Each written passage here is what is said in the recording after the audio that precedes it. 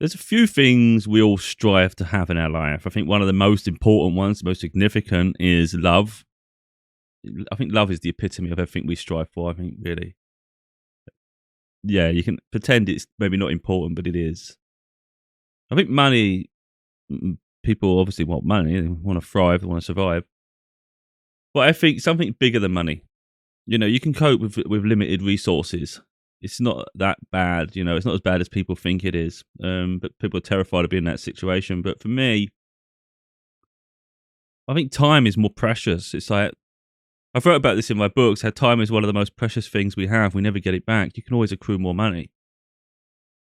But something I recognise in people is there's quite a spiteful, envious streak to them. So if someone's having to work insane hours for their life to have the luxuries they have, they're bitter and resentful of those who don't have to put in or don't put in that same work ethic, that same hours. I find that really strange because we should all be striving to push away and get out of that zone of having to lose so much of our time just to attain. That's not living. That's not living. That's just being a robot. It really is. If you just think of like a scavenger robot or something that has to gather resources, that's all we are. We're like gathering minerals. Life is so much more meaningful than that. We should be experiencing life. We should be traveling, just enjoying ourselves. It shouldn't be that that's normal to have to sort of work so long. So I'm recognizing in my own life, I'm on a huge spiritual journey, as I mentioned so many times.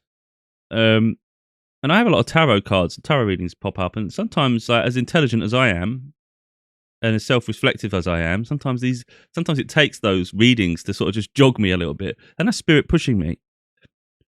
So I had something happen this morning. I was like, "Whoa, that's pretty cool." So I was already leading myself there, but it sort of pushed the epiphany, and it was you've been given the blessing of time. And I was like, "Whoa, that makes sense." Wow, that makes sense.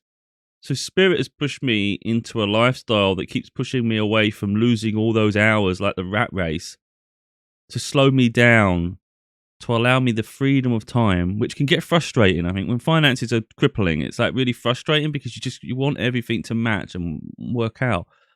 But then I realized, wait a minute, if you can survive in this state, which survival level isn't ideal, but you're coping, you're living, and you have so much free time, then it's learning to balance that later, not give so much of yourself so freely. It's like,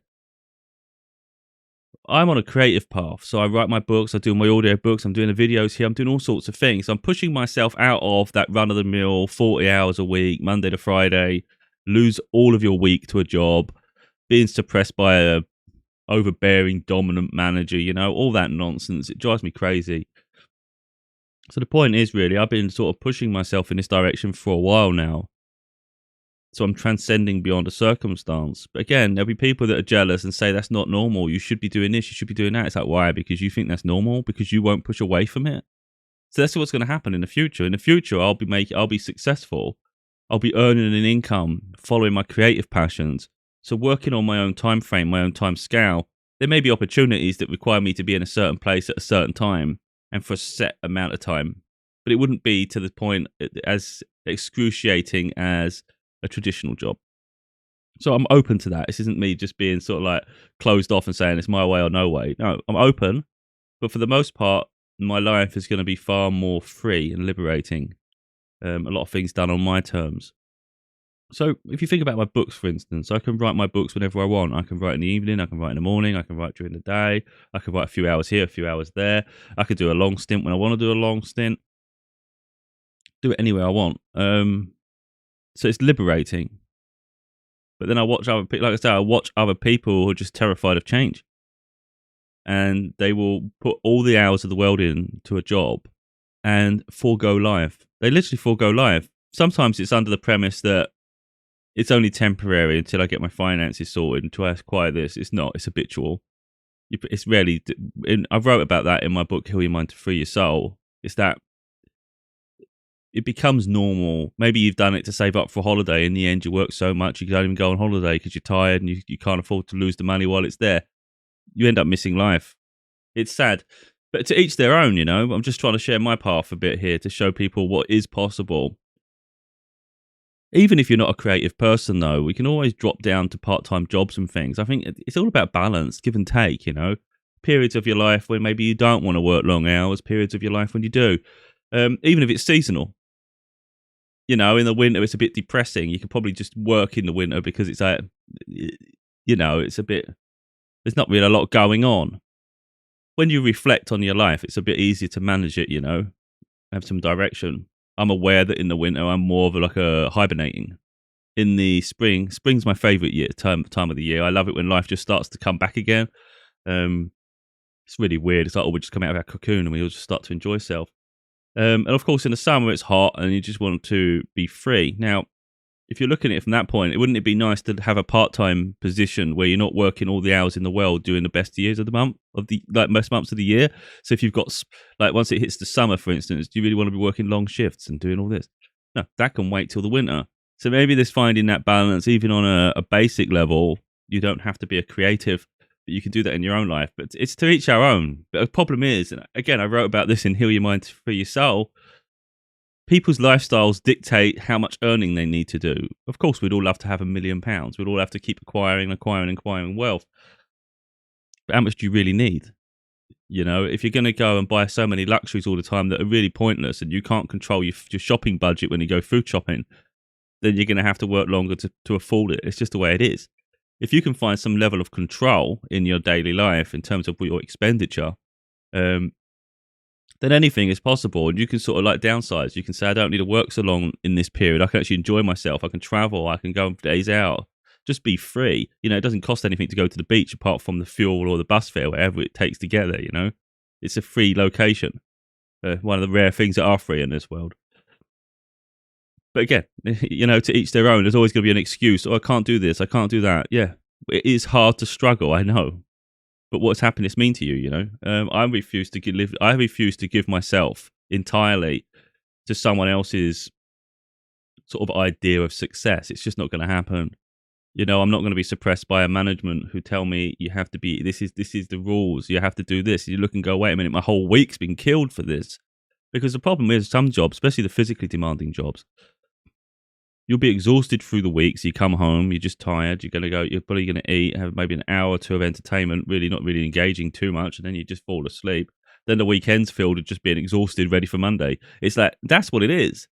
So that that hamster wheel, how fulfilling is it? You know, and a lot of the time, especially in the UK, salaries are stifled. You know, you might think I'm on a good paying job, but really you're only getting maybe £100, £200 a month more than the other person who's struggling. You know, it's so fine. The margins are so fine between feeling like you're doing okay and someone struggling. So it's just, the balance is ridiculous, and then that keeps you on a shoestring because then you're terrified of losing that position because you don't want to be on that. But really, it's to each their own. Though, is what I'm getting at. Is this like it's scary to struggle. It's scary to take a leap of faith in this direction of having faith, really, in a journey. But yeah, I do appreciate having free time. It's something that I get resentful of. I think when I'm in a workplace, I get really frustrated by rules and like having those like timetables of being somewhere all the time. It's like, I should be free to go when I want. I shouldn't have to be bound by this crap just because someone's made a rule, you know. But like I say, there's going to be people in life that get jealous. So if I become more successful what I'm doing, then it would allow me more free time. So I'd be able to travel the world. I'd be able to go and visit places. And it's like, I'm doing that off my own back. But because you have a level of freedom that someone else doesn't, there will be bitterness and resentment. Like, you should be doing the same as someone else. And it's like, ask yourself that question. Why should you be doing that, though? You know, why should you be conforming and doing the same as someone else? Just because they haven't seen the light, just because they haven't got the guts to sort of go for their freedom, doesn't mean you should suppress yourself to make them feel comfortable. Change takes sacrifice. It takes a huge amount of effort and fortitude. You know, you have to be so resolute. When you take these leaps of faith, it's very unstable at times. But how much are you prepared to sacrifice to have a life of freedom? And that's what it comes down to. Most people are not prepared to sacrifice. They will not put their money where their mouth is. You know, and they'll justify that. They'll have a reason. They'll justify it. They'll say this for this reason, blah, blah, blah. It's just excuses. It really is. Limit your lifestyle, lower your lifestyle, sort of find a balance. Because that's what it is. It's not about saying live in poverty for the rest of your life, but it's finding that balance. You know, what's important. I see people do overtime all the time, lose sight of time with their family, and they say they're doing it for the family.